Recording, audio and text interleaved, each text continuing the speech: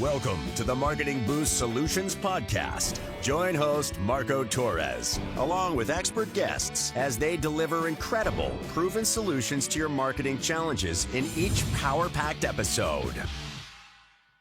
Welcome to the Marketing Boost Solutions Podcast, where we bring you game-changing strategies to boost your business and scale you to new heights. Today, I'm thrilled to introduce to you a guest whose unique approach to telemarketing and employee motivation is making waves in the industry. Joining us is Mr. Richard Blake, CEO of Costa Rica's call center, a dynamic leader who has actually trained over 10,000 bilingual telemarketers with a powerful blend of motivational, public speaking, and strategic communication techniques. So welcome, Richard Blake, to the show. Richard, say hello. What's up, everybody? So happy to be with you and your audience today. Awesome. Glad you're here, Richard. We've got a lot of people that probably need telemarketing services to support their team. I've been in the telemarketing business since 1993, I think it's been. So hopefully you can educate me some more as well on how we can improve our own call center operations. So Richard, you have a call center in Costa Rica and you call it Costa Rica's call center. That sounds like you put a whole lot of deep thought into that. I'd like to know how and why you call it the Costa Rica call center. I love it. Well, everyone needs to pass kindergarten with flying colors. And so I figured the easiest thing to do is make it memorable. Just put it in apostrophe S. It's great for SEO purposes and almost speaks itself. And come February 6th, my friend, we'll be celebrating our 18th year in business. I can't believe I made it so long, but hopefully we can shatter some misconceptions in regards to telemarketing and call centers, things that Hollywood glamorized and put, I guess, a sour taste in people's mouths. There's a lot of companies out there, Marco, that use telemarketing to retain a client, to prospect. You know, it reduces the sort of attrition. Yeah, people, as a consumer, you think telemarketing and it's like a bad word, right? But as a business owner, you need customer support. You know, the bigger you grow, you need staff and you need call center staff, chat support staff. You need, AI can't do it all for you. So you're going to need, and then maybe you need outbound telemarketing for lead generation, follow-up, booking appointments, so on and so forth. So Richard, Correct. tell us about your journey. So again, if you're a business owner here listening to the Marketing Boost Solutions podcast, then guess what? If you're a serious business owner, eventually you're going to need, if you don't already have, you're going to need virtual assistants. And you're going to need that to eventually turn into customer support, call support, chat support. And that's what we're here talking about. How do you build a call center support team? Do you do it yourself? Do you outsource it? Do you need bilingual staff? Et cetera. And that's where Richard here has become an expert. What took you to Costa Rica to get started? How did that ever even enter your mind? I'm going to go to Costa Rica age 27 and end up doing 18 years in business like you're at now. How'd you do that? Well, back in August of 2000, I was in between jobs and sending out my resume via a fax machine. Sounds how old it is. Yeah. Anyway, a good friend of mine from college said, Richie, come to Costa Rica for a couple months and teach English at a friend's call center and just take a time out. So I did, and I decided to stay. What's interesting is I learned the business from the inside out, not at sea level, learned all departments, but it's amazing what people can do on the phone. AI can gather for you, and they can make it interesting and get the information. But the empathy part, the retention, the real relationship building and that transfer of energy, it's done between people. And so in my mind, yes, some departments will be replaced and efficiency will be improved. But if you're making outbound prospecting phone calls, to me, it's much better than just omni-channel non-voice like a text, email, or chat. It's a painting over a print.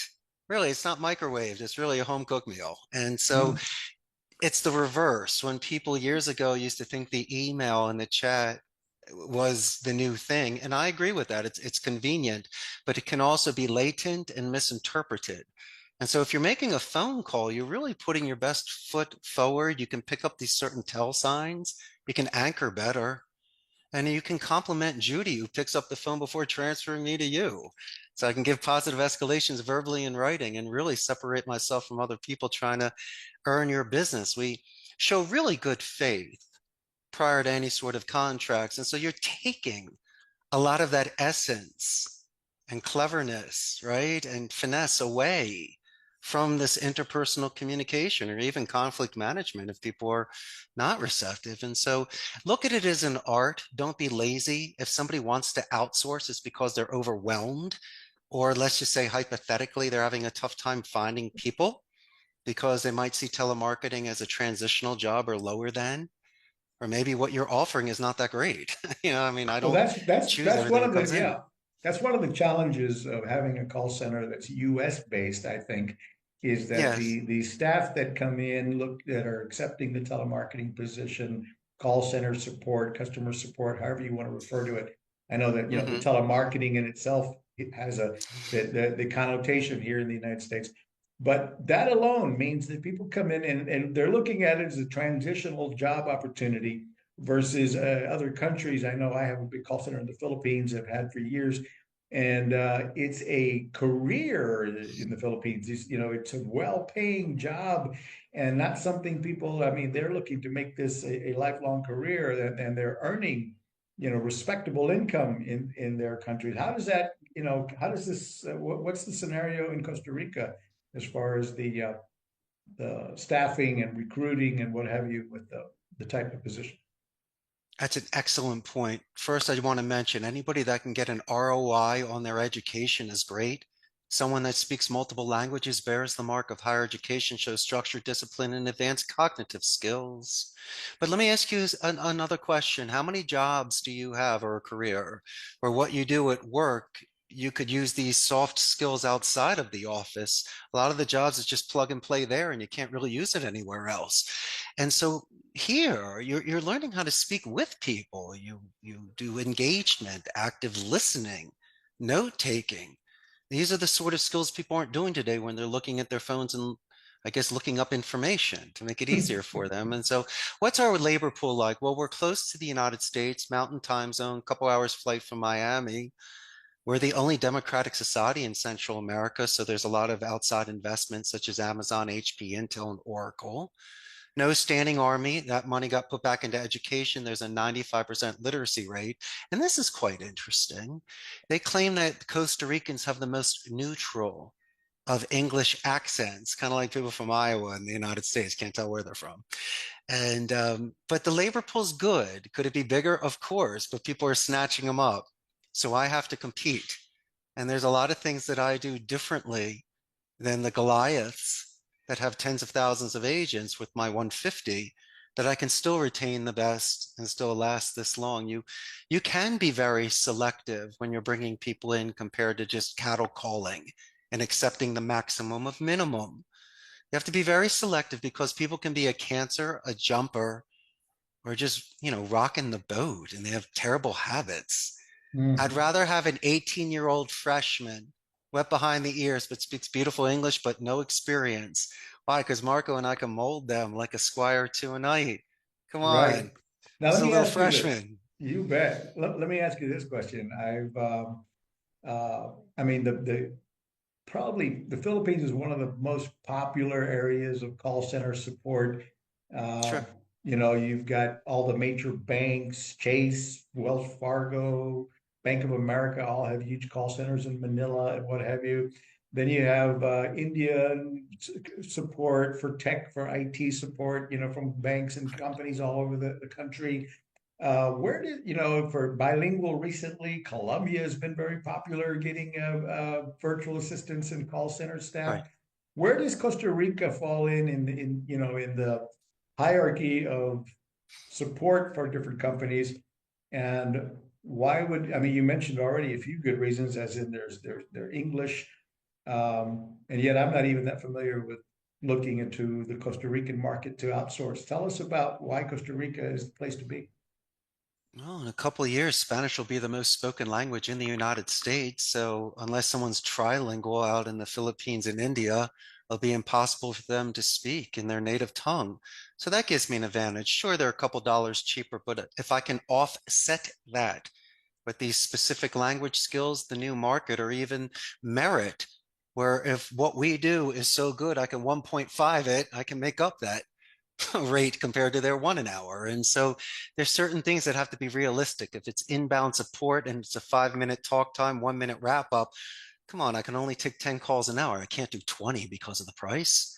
But if it's Right. outbound prospecting, then fair game. I can easily triple somebody's numbers and show our value and worth.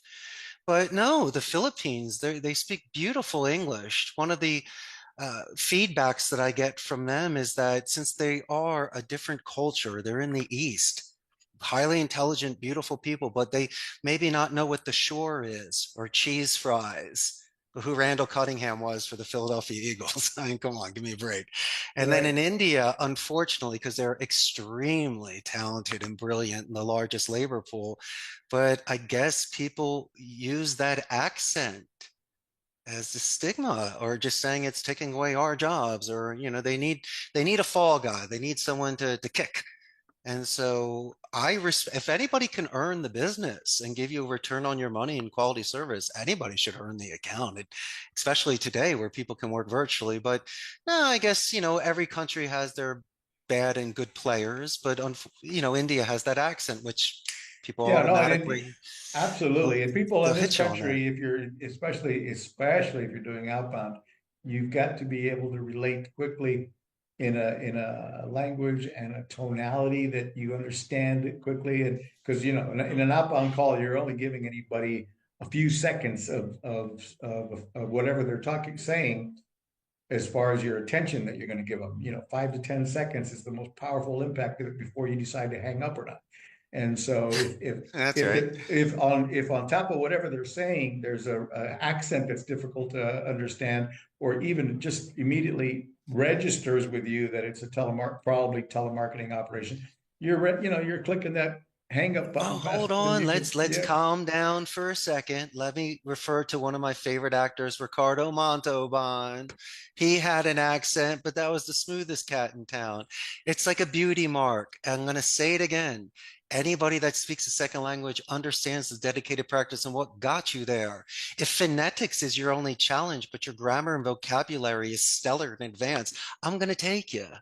I might need to work on your phonetics and pronunciation and your vowels.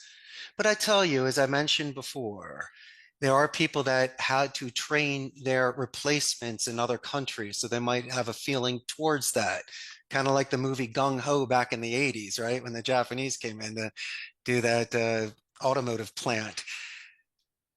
I tell you what, this is such an interesting industry that I respect the soldier. It's not easy. There's a huge burnout and a large attrition.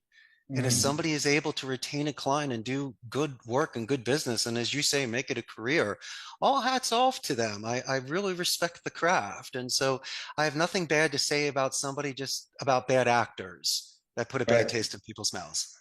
Well, we all need sales, and sales happens only when somebody's talking to somebody. So you need support to get that done. Tell us what you mean by phonetic micro expression. What do you mean by phonetic micro expression and reading, and how do you teach that? No, you already know it. It's just becoming consciously aware of it and making it a habit. You've seen micro expression reading when people scratch or tap or facial expressions during poker. But what about sight unseen? And so think about it like this. One of the master communicators, Helen Keller, lost her sight and hearing, so her taste, touch, and smell expanded. Us, we're the reverse. We lose our taste, touch, and smell. So our hearing should be expanded. But in regards to visual, I believe in metaphysics and image streaming. You can use your vocabulary and imagination and fantasy to paint a picture. So it still works. And so phonetically, there's 4 sections. You have your tone, rate, pitch, and duration. Your tone, as you were mentioning, your tonality, that represents your emotion. And in my professional opinion, the best tone, which should be consistent, should be confident and empathetic. You should extend compassion. Now, I know you are aware of the mirror imaging technique. You should do this with the rate and the pitch. How fast are they going and how loud are they going? That can be done in any language. It could also be misinterpreted on a first-time read. That's why we do it every 30 seconds. I just want to see if you're going faster, slower, louder, or softer. If you're doing that, there's a spike or a dip. We've encouraged people to ask tie-down or clarification questions. If things make sense, sounds good, may we move forward? All right. And even if I can't hear you because of your dog or a noise or a child, I'll say for my clarification, compared to excuse me, Marco, we fall on certain swords to keep that tone positive. We don't want rabbit holes. And so I study this. It will not hold you back from typing, listening, or selling, but you can definitely bite an apple while juggling. Pay attention every 30 seconds in certain reads. What quadrant are they in? Are they spiking or are they dipping? And so people are not aware of this. Now, here's the good thing, my friend Marco.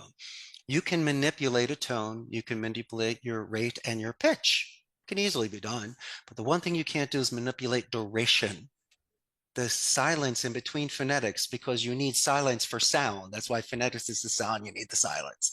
So I study the in-betweens. Now, here's the skinny. You can manipulate the first three, but that fourth one, if you're emotional, you're too cool and calm, I don't know how fast you're going to answer. That's why the cops always show the evidence on the third or fourth question. Really messes you up.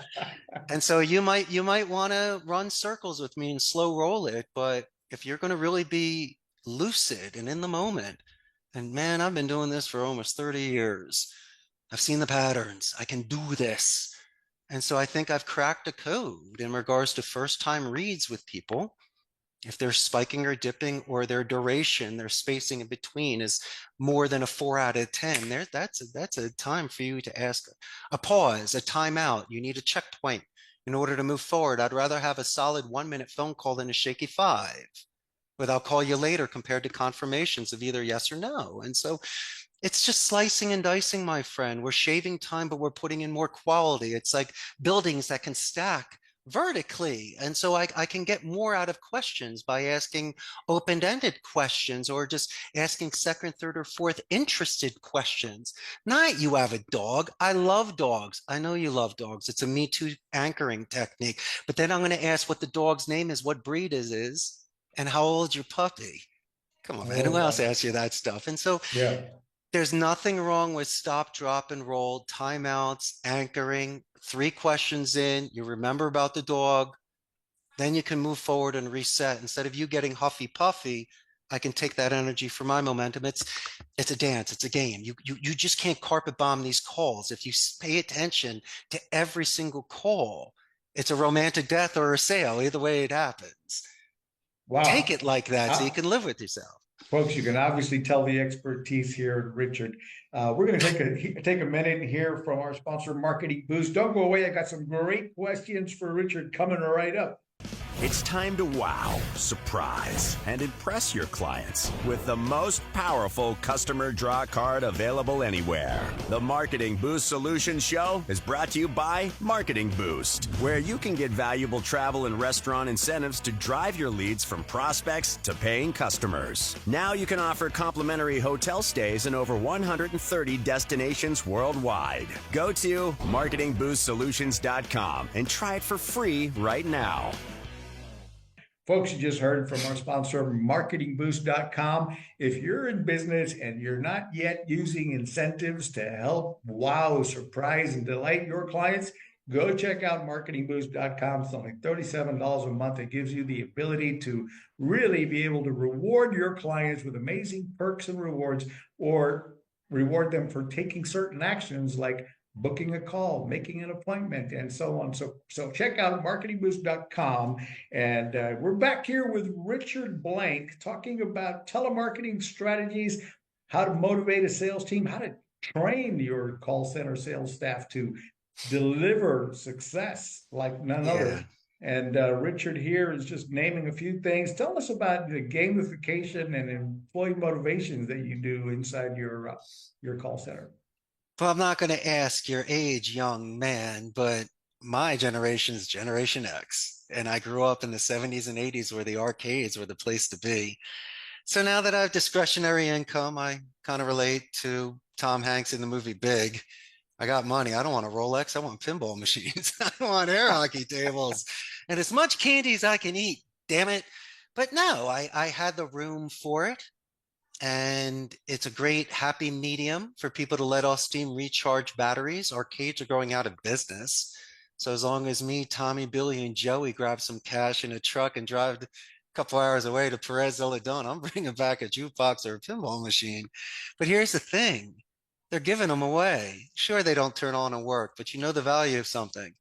You can call companies such as Marco Specialties or these other pinball replacement areas and get the parts. And so for $200, I'll buy a machine, put in another $500 to $700 in replacement parts. Next thing you know, I'm sitting on a $5,000 Doctor Who machine.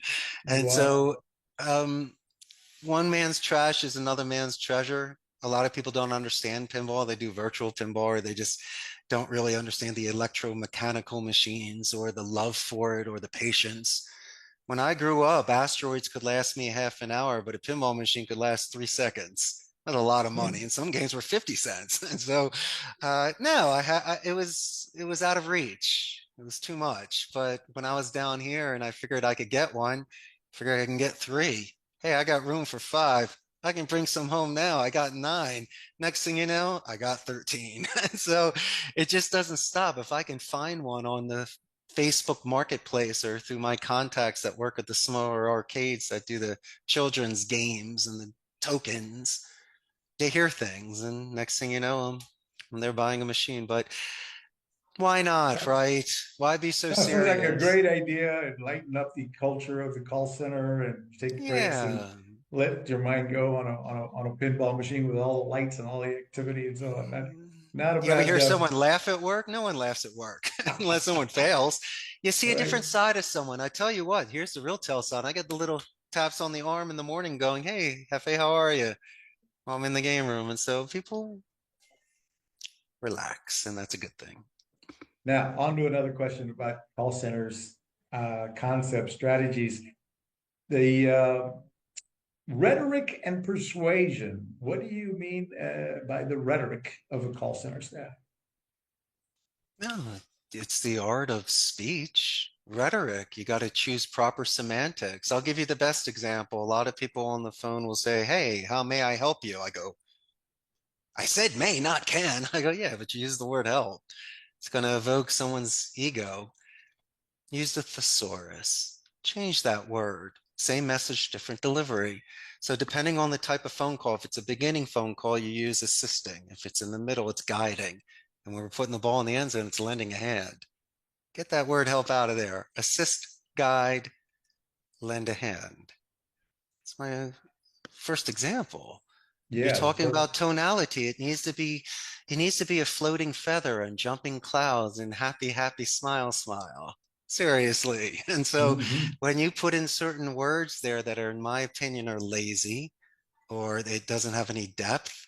And if I close my eyes, I think of myself in quicksand and you're trying to help me out of it. I don't want that. I want you and I walking down, the yellow brick road side by side, guiding each other to Emerald City. I mean, come on, man. You got to think like a 12-year-old. You got to put, and kept talking about image streaming. If you could use words with color in it, like lending a hand, it gives you the image of you and I grabbing each other and saving the day. And so, rhetoric, timing, you can spike a word like a name.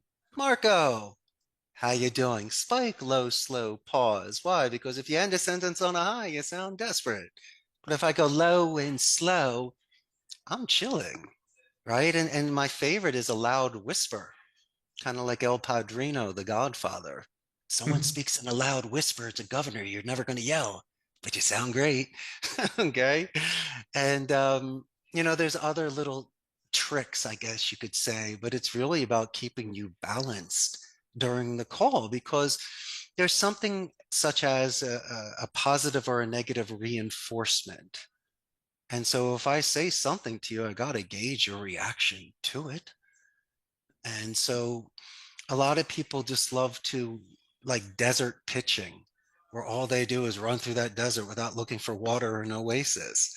yo, man, let Marco talk for a second. He might love A, B, and C. We got to pause on D. And um, I just want people once again just to slow down a little bit. But the rhetoric is so important when you read scripts. People, I guess, just once again refer to either Hollywood or the fact that it's almost as easy as walking across a dance floor and asking someone to dance. Next thing you know, you're married. It just doesn't happen like that. There's a lot of courting and callbacks and meeting minutes. And even if you're not transferred to the right department, are you charming enough to speak to Billy and let him know that you're trying to get in touch with Marco and thanking him for his time and for the extra efforts looking for the right department?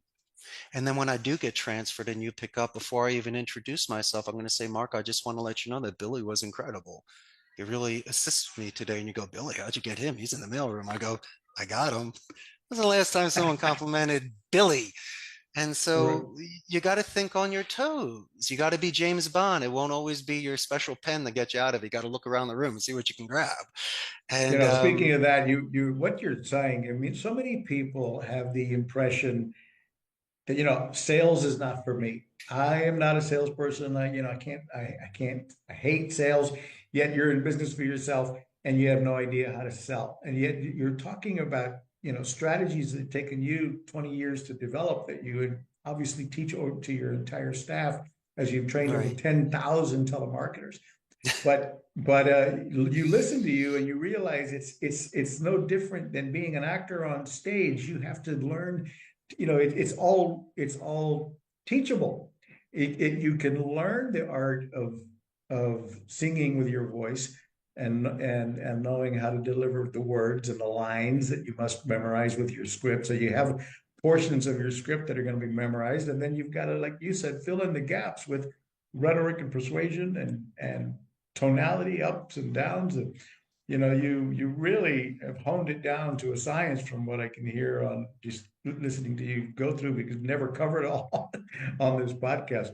thank you, Marco. Oh, you're welcome. Let me ask you this question. If a small business owner out there is, ready to add some customer support, start doing some or replace his outbound telemarketing efforts with your staff, what is the procedure? What is the process? How many, where can they start? Can they start with one? Do they have to have five minimum? Is there any, what are the opportunities to work with someone like you and your staffing?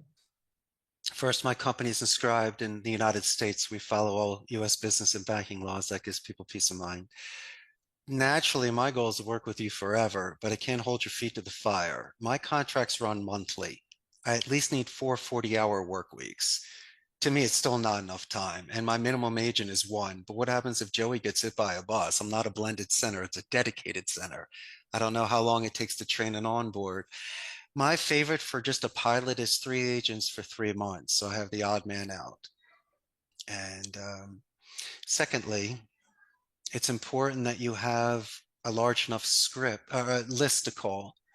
On a 5-minute talk time, you're looking for at least 4,000 unique numbers per agent per month on a monthly basis. You should look into email and voicemail templates. I can always work with you on the script, but you should just think about the basics, keeping it simple, and also simple rebuttals, stuff like that. If you don't Coach, have any of that stuff and you're trying to just to come to me with just an idea, I'm more than willing just to keep an open mind and just talk to you and see what you want to do. Let me just revert back to one thing you were saying, my friend, about rhetoric and convincing people and selling. From an educated point of view, people make a decision. If you want to call me a salesman, that's your adjective. You can say whatever you want to say. That's your observation. But for me, you could always choose not to buy or choose to buy. And so before we even got onto the podcast, you said, Richard, do you have any questions for me? I said, I have no questions. I just want to pay a compliment. I'm so happy to be here. And thank you so much for having me as a guest. I said it again when we went live, but when you're sincere with somebody, Marco, and you know this, you don't have to press. You don't have to do an angle. Chips will fall as they may. I've had a lot of people that don't want ice cream if I'm selling ice cream, but they'll recommend me one day to somebody because they love the right. conversation. I was so nice. And so sincerity sells. My greatest secret, and where I give the most points when I do my quality control, it's not you going through the script, getting the appointment, asking the questions. Not the introduction nor the conclusion, but the body of the call. If you, Marco, say my name, Richard, during the body of the call, it shows we anchored. So all the times you want me to sell you and be convincing and know my script, you don't need that. If someone's buying rounds and wings and having fun and smacking your back, they're your buddy. Right. I've had so many beautiful strangers or friends you haven't met yet. So you don't need to force a fit. Yeah, you might catch someone on a bad time, but you can snap them out of it real quick. That's why I compliment, do the positive escalation and compliment people, or I'll do a company name spike. So I'll say the name of the company better than the person that answers the phone to snap you out of it. If I have any anonymity, I'm going to use you, and then I'll introduce myself. And so it's not a game. You can still live with yourself. You're not compromising ethics, values, and morals. If somebody doesn't want to make phone calls for a company, maybe A, you don't have a good product, you're not prepared giving them the resources, or it's just shady. And I'm not going to be a fall guy making gray area phone calls for you and your company. Just don't want to do that. And Right. also, it's a market where the labor pool speaks. If they have a chance to make more money or feel better about themselves somewhere else in this strict Catholic country, or by the way, Marco, I'm a guest, they're going to choose that too. So it's not like what you think. There's a lot of things, there's a lot of ingredients that go into an actual campaign to make it successful. And the one thing I never wanted to do was to compromise those ethics. Never Mm. wanted to do that. I turned down more business than I accept. And I could tell you stories of some of the people that have called me. I'm not going to do shady things in Boys Town. You can call another call center. And so, Right. um, but that's just my story, my friend. I think you can really reduce a lot of the weight that people put upon themselves if you just happen to readjust it a little bit differently. That's all. Cool, folks. We'll be right back. We're here from another sponsor. Don't go away. We got more for Richard in just a few seconds.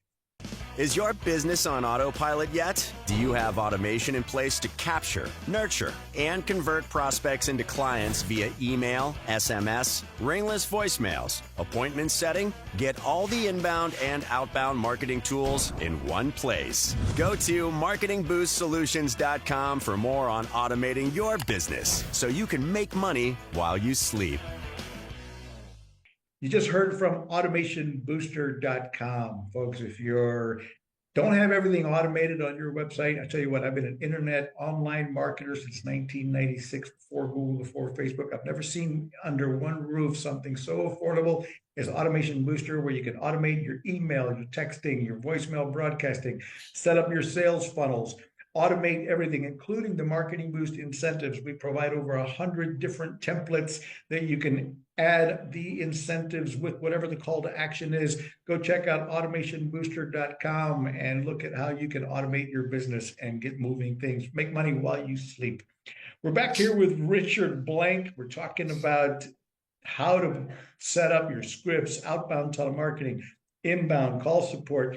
What is your specialty there, Richard, in Costa Rica? Costa Rica's call center. Is it is outbound your main focus, or you handle whatever people need? Somebody gives me a good list, I can look like a rock star. But what's my forte? Oh, goodness gracious. I guess any athlete can do offense and defense. I'll play both sides of the field.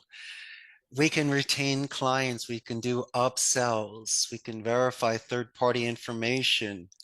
It's beautiful what we can do. We can cradle those accounts for that inbound customer support. Hmm. Now, outbound prospecting, I love hunting. I love it. And so I like the strategy behind it. If you give me a bad list, I get angry. I'm willing to take a challenge, but it just can't be something that's 10 years old, or most of the time we're doing skip tracing, which will kill a rhythm. It's like grinding gears in a car. It's not me, it's not you, it's the agents making the calls. You don't want them to quit and feel Hmm. frustrated. These are certain soldiers.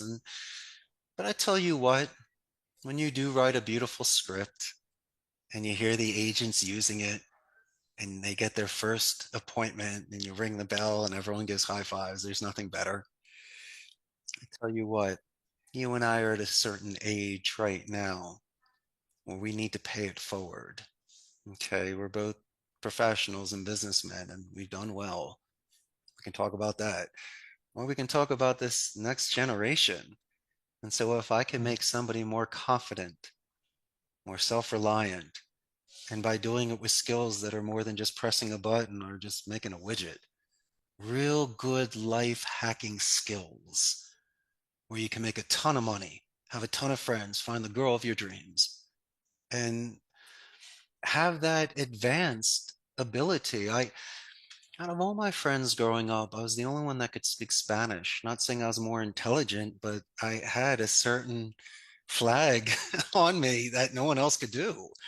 And it really opened a lot of doors. And I realized that if you can capture certain magic in certain areas, it really does enrich your life. I had no idea where it was going to go.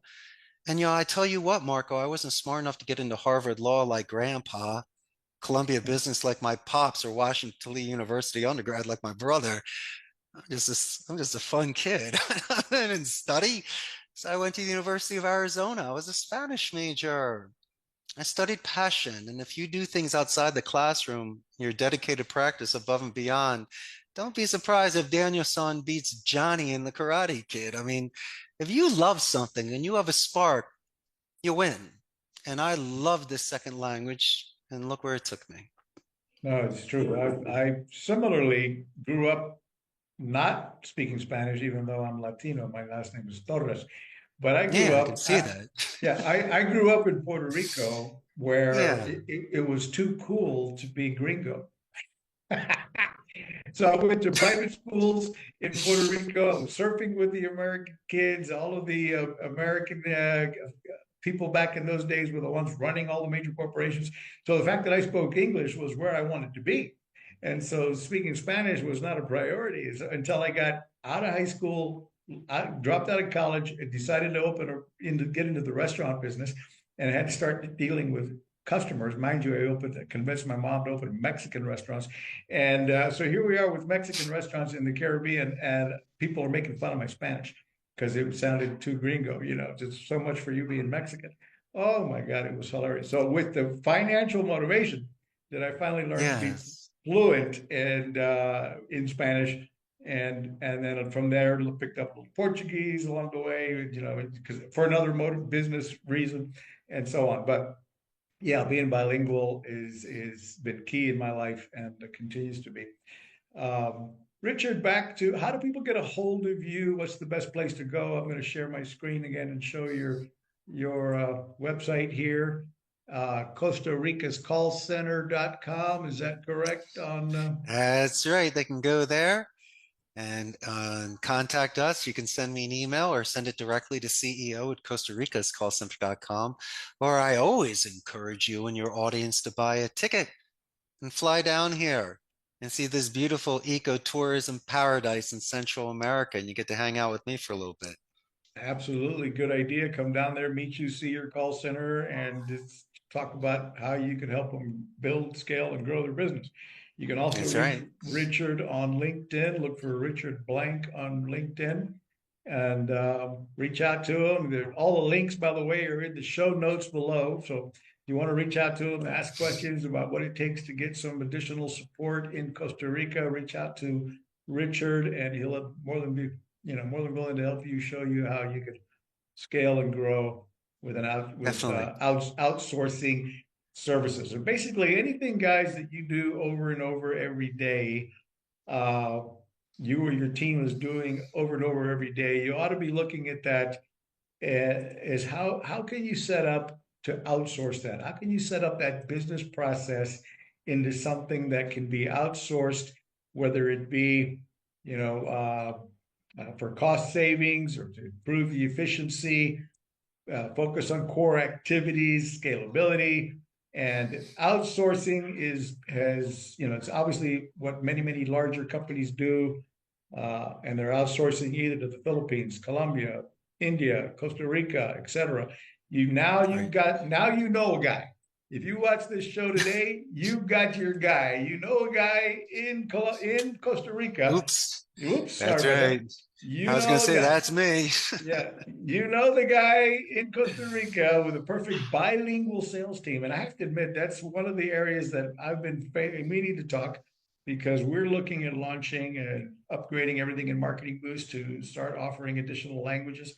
And I will need Spanish first as Mm, and so as I've been for years with the call center in the Philippines, but nobody there speaks Spanish. So I'm hindered when it comes to actually providing support in Spanish.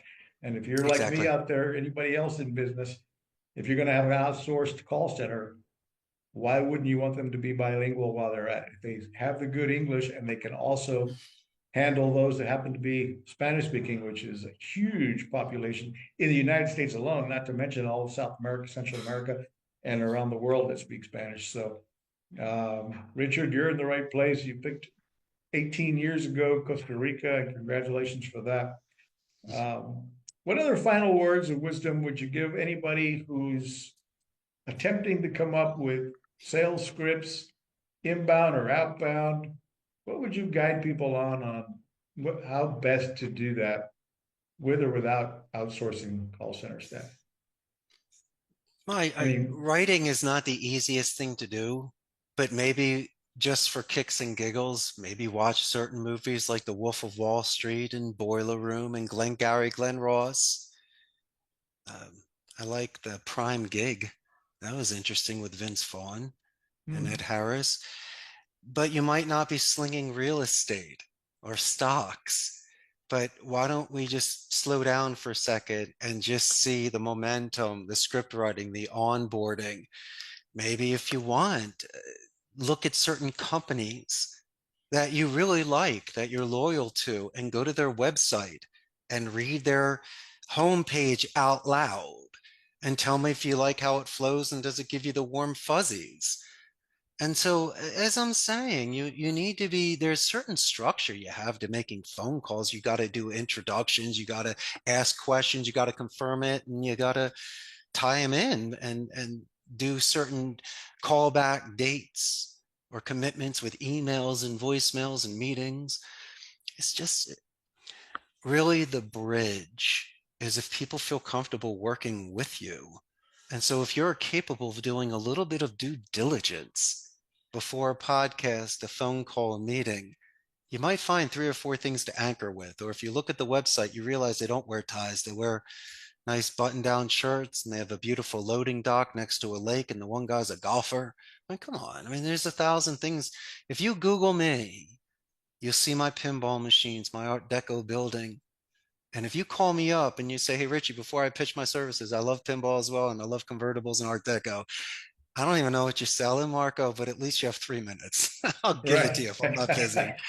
And so it's beautiful on the rock anchoring so you can continue to pull yourself up. And so as long as you enjoy the flow, easier said than done, you should record yourself.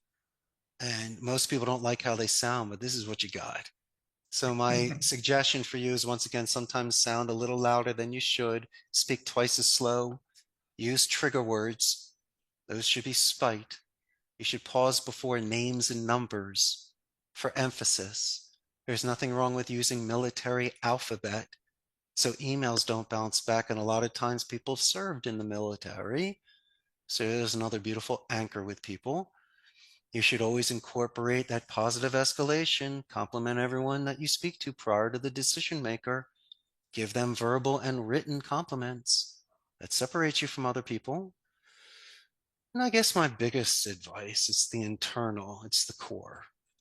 You should not be hard on yourself. Okay. Most businesses fail. 10% make it a year, 1% make it 10 years in any sort of industry. Mine's very competitive. I was just a classic romantic. I didn't care. I fell in love with Costa Rica, started a business, and next thing you know, I hit it. Should have never happened. But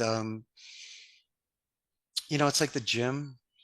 There'll always be a guy that's weighing in at 250 that can put up like 400 pounds on the flat bench. That guy's, I can't even come close to somebody like that. But if I tell you what, after 4 months in a row of him seeing you showing up 5 days a week like him, you get the what's up because you're the regular, you're the guy that's committed.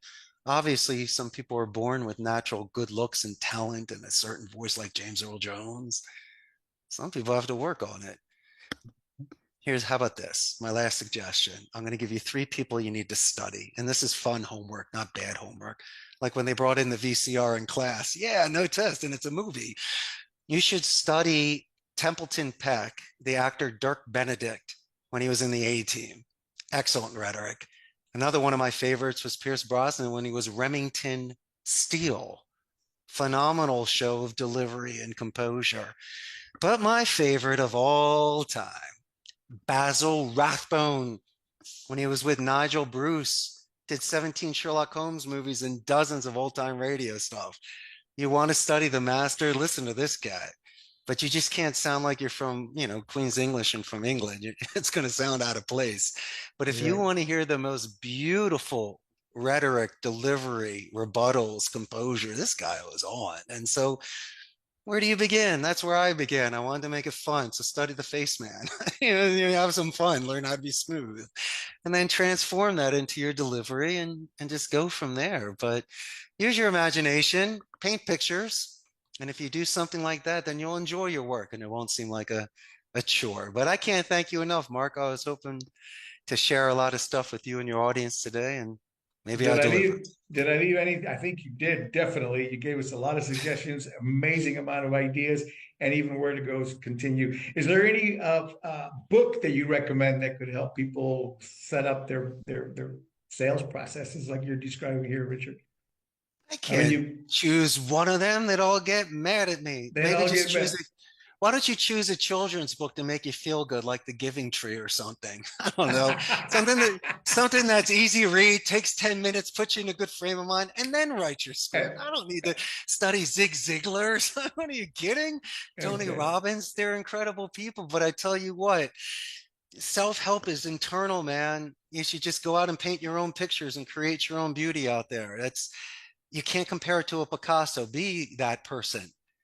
And there's more princes in this world than kings, Marco.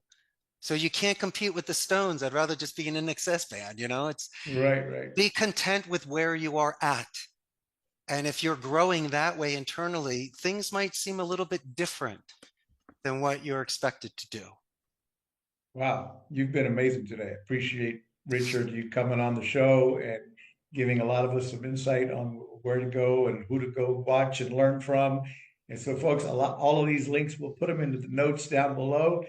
Give us a like. If you like the content we brought you today, please like it, share it, ask us questions in the notes below, give us a review.